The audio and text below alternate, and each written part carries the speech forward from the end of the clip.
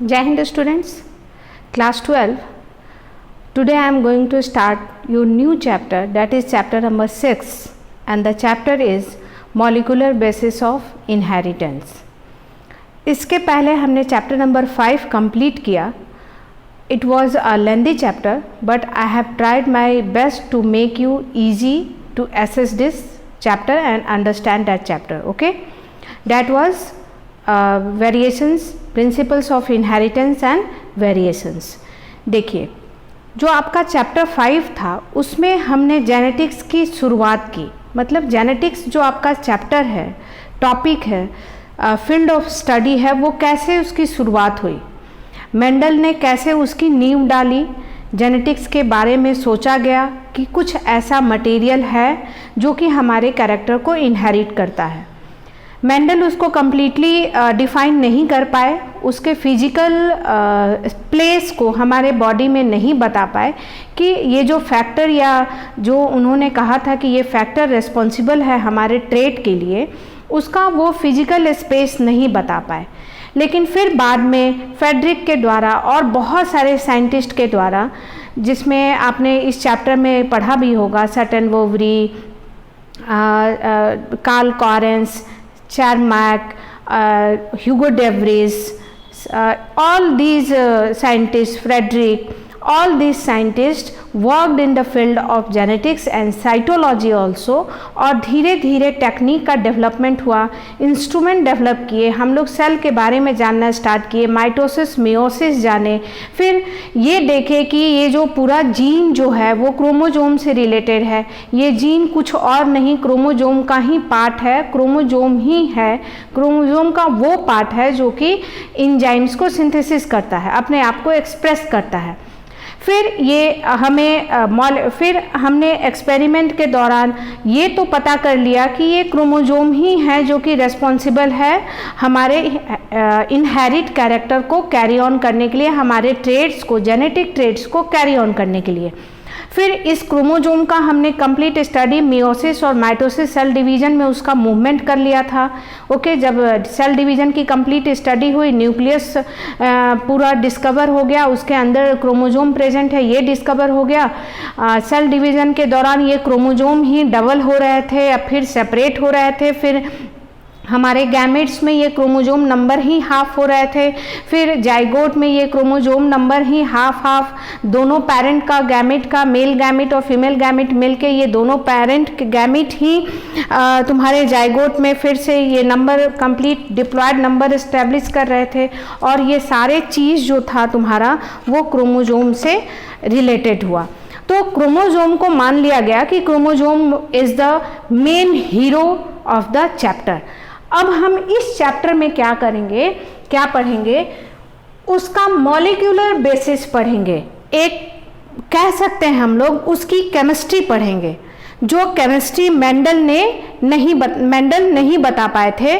और इसके पहले वाले चैप्टर में उसके बारे में केवल पढ़े थे कि वो डिवाइड में कैसा बिहेव करता है, वो मल्टीप्लाई करता है, कैसे मल्टीप्लाई करता है ये नहीं पढ़े थे. डीएनए अपने आप को डबल करता है गैमेट फॉर्मेशन से पहले या सेल डिवीजन से पहले डीएनए अपने आप को डबल करता है. फिर हम ये पढ़े थे कि डीएनए से ही एंजाइम्स को बनते हैं, वही गाइड करता है कि एंजाइम्स कैसे बने. तो ये सभी बातें हम सिर्फ वहाँ पढ़े थे. यहाँ पे हम उनके स्टेप्स को देखेंगे. इस चैप्टर में हम उनके स्टेप्स को देखेंगे. मेरा ये वीडियो है ये समझाने के लिए कि आखिर ये चैप्टर है क्या, इस चैप्टर में हम लोग पढ़ने क्या जा रहे हैं. नाम से ही पता चल रहा है, दैट इज मॉलिक्यूलर. मॉलिक्यूलर मतलब हम सारे जेनेटिक्स के इनहेरिटेंस कैरेक्टर्स को, जो भी चीज़ जेनेटिक इनहेरिटेंस में इन्वॉल्व है, लाइक क्रोमोजोम इन्वॉल्व है, chromosomes is DNA.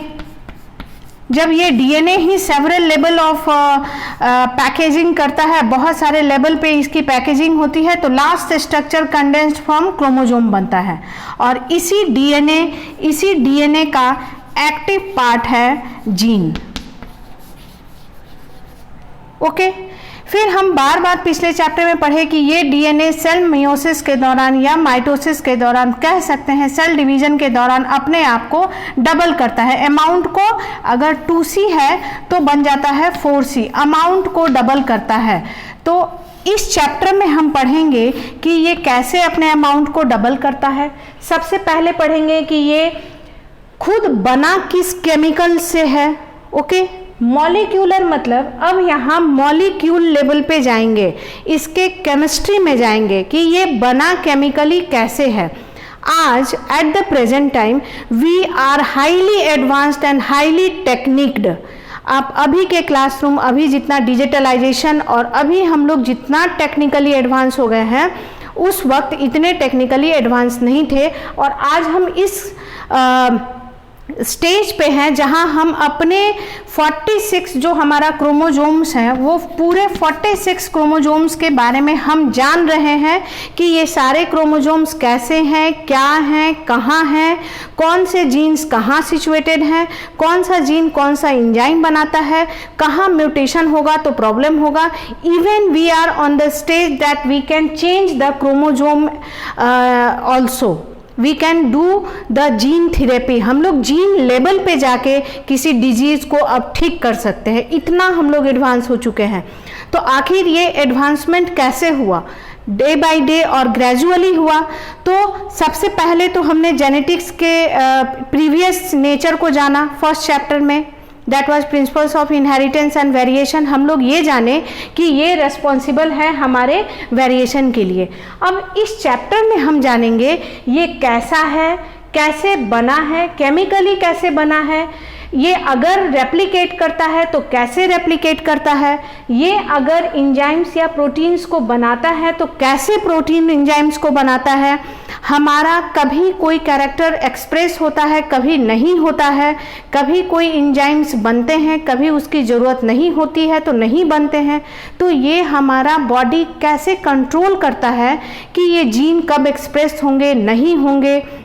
Okay, all these types of study on the basis of chemistry, knowing the chemical nature of this substance, we will study in this chapter. इस chapter में हम लोग यही पढ़ेंगे। Okay, तो हमारा ये चैप्टर क्या क्या कवर कर रहा है, एक बार मैं होलसम फिगर दे दूं चैप्टर का, फिर मैं एक एक टॉपिक का अलग अलग वीडियो आप लोगों को दूंगी।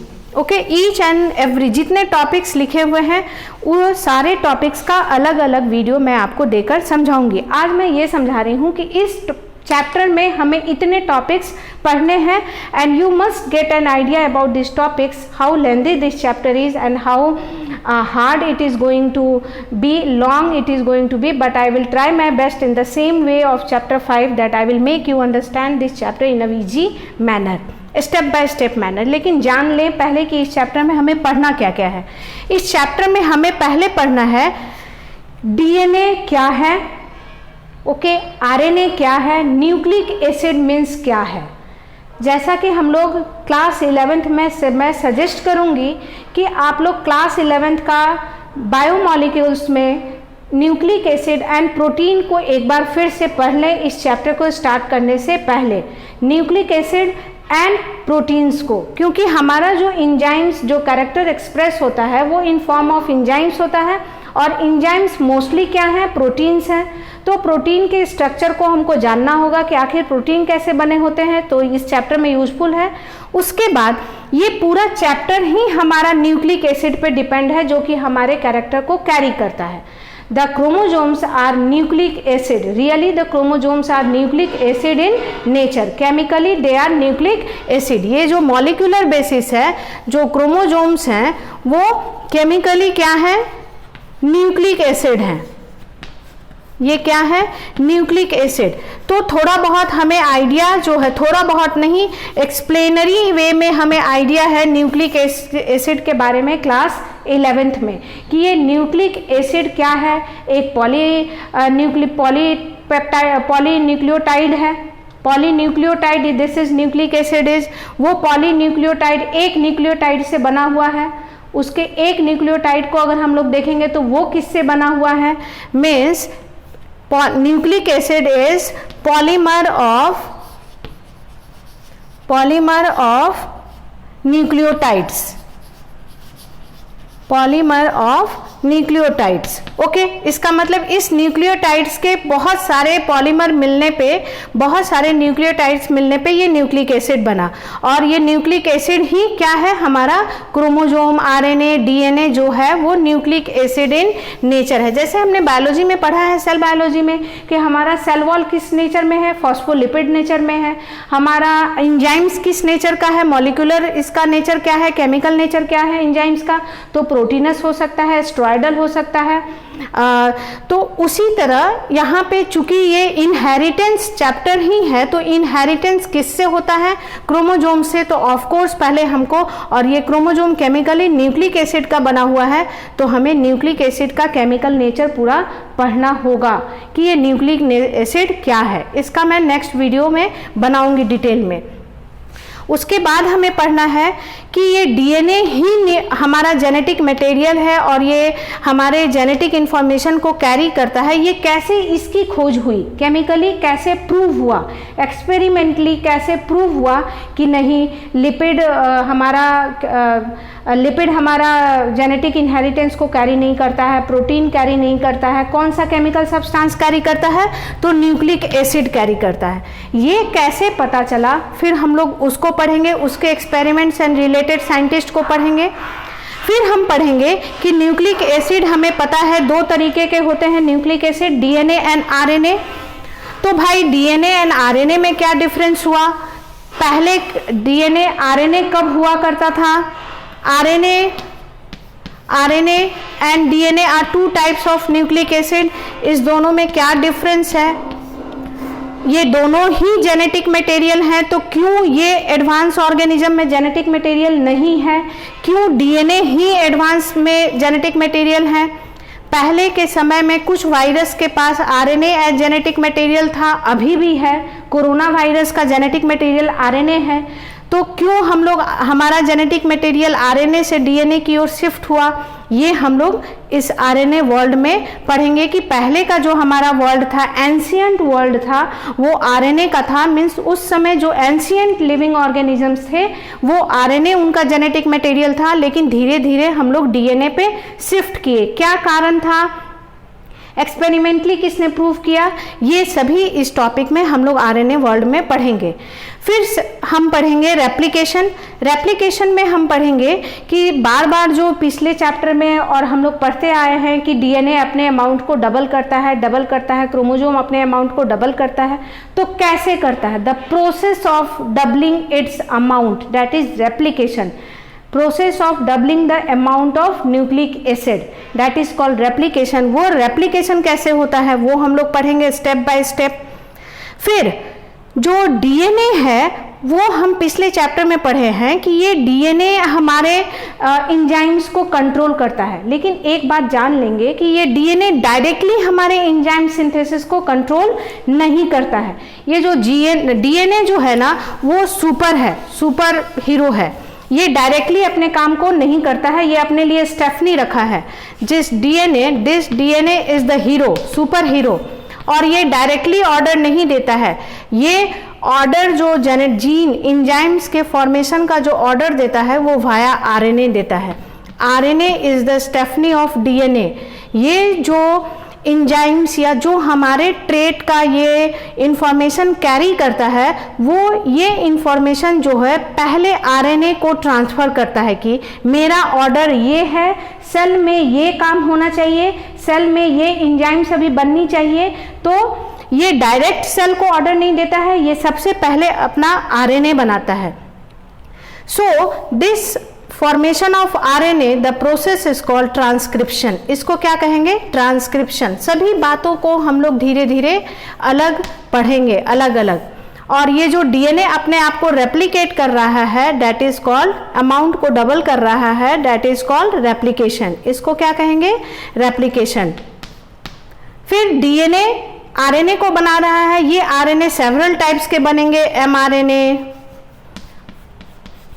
आरआरएनए, सब हम लोग धीरे धीरे पढ़ेंगे। मैं बस एक होलसम फिगर दे रही हूँ इस वीडियो में।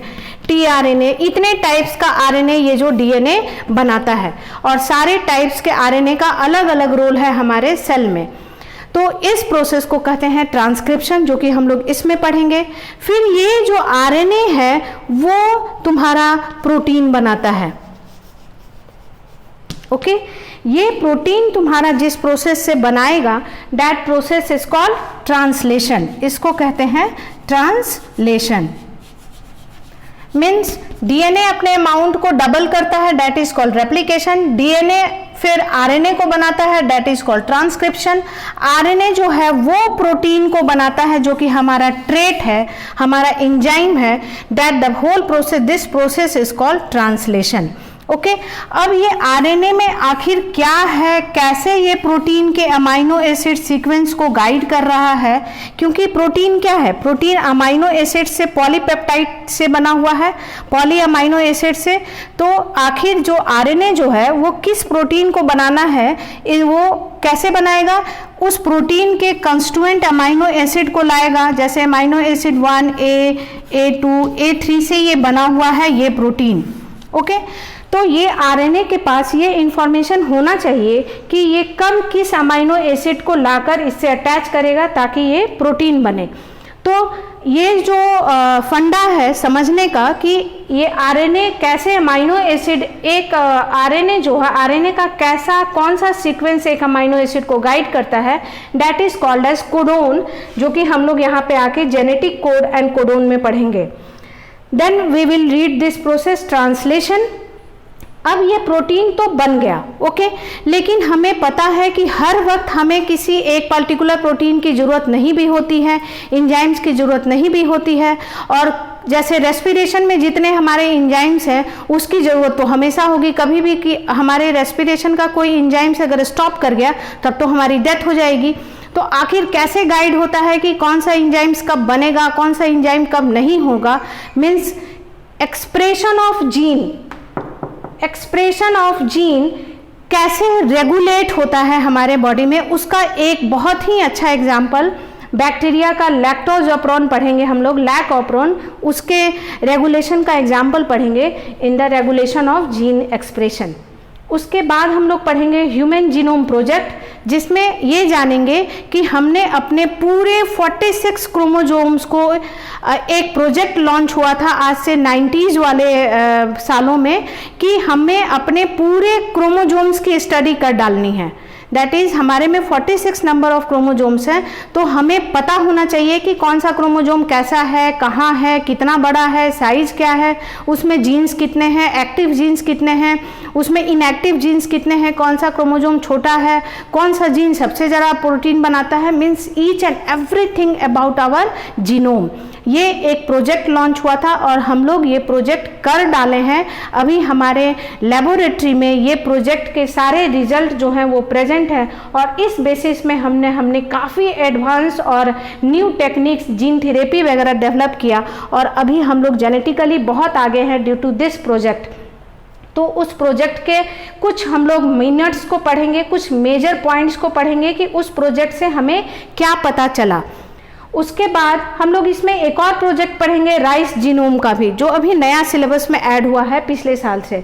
तो राइस के भी, चावल के भी जितने क्रोमोजोम्स हैं उसका हम लोगों ने जो स्टडी है उसका क्रोमोलॉजी कैरियोटाइप है वो हम लोग पूरे स्टडी कर चुके हैं। उसकी भी हम लोग समरी को देखेंगे कि राइस जीनोम प्रोजेक्ट का क्या समरी है, मीन्स उसमें कौन से क्रोमोजोम क्या है, कैसे है, द मेजर पॉइंट्स। उसके बाद हम लोग डीएनए फिंगरप्रिंटिंग पढ़ेंगे।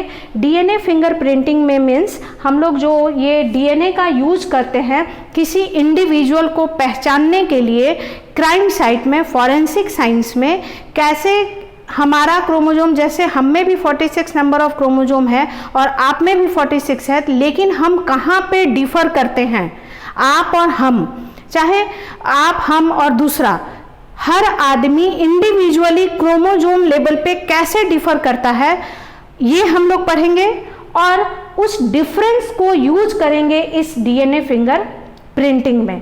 इस डीएनए फिंगर प्रिंटिंग तक जाते जाते हम लोग इतना जान चुके होंगे कि ये डीएनए फिंगर प्रिंटिंग हम लोग आराम से समझ जाएंगे। This is the last topic.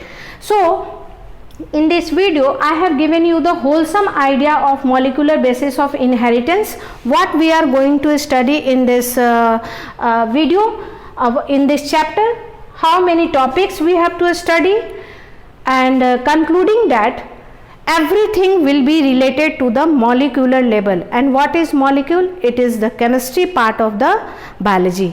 Chemistry पढ़ेंगे हम लोग. बायोलॉजी में पूरे हम लोग जेनेटिक मटेरियल का केमिस्ट्री पढ़ेंगे, इसलिए इसमें रिएक्शंस होंगे, मॉलिक्यूल्स का नाम होगा, एंजाइम्स का नाम होगा, स्टेप्स होगा, रिएक्टेंट होंगे, प्रोडक्ट बनेगा. ये सब हम इसमें स्टेप बाय स्टेप पढ़ेंगे और हमारी ये जो चैप्टर है वो बहुत ही स्मूथली और बहुत ही ग्रेजुअली चलेगी. डोंट वरी, डोंट पैनिक, बस आप स्टेप बाय स्टेप मेरे वीडियोस को देखते जाइए और प्रीवियस चैप्टर के लिए प्लेलिस्ट को चेक कीजिए, डिस्क्रिप्शन को चेक कीजिए और प्लेलिस्ट को ज़रूर देखिए. आपको आराम से किसी भी चैप्टर का रिवीजन हो जाएगा और पीरियोडिक टेस्ट का भी रिवीजन के लिए आप लोग प्लेलिस्ट विजिट कीजिए. Okay, thank you.